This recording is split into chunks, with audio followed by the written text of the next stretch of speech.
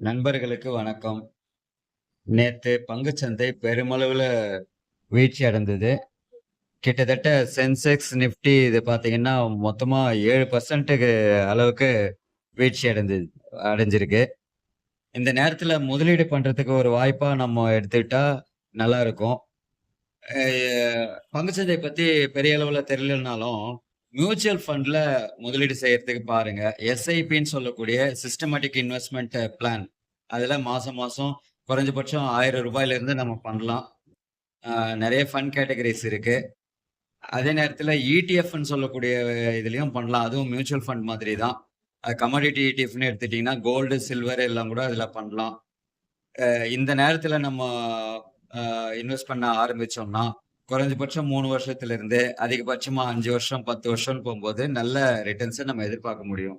தயவு செஞ்சு உங்க ஃப்ரெண்ட்ஸ் கூட ஷேர் பண்ணிக்கங்க. Thank you.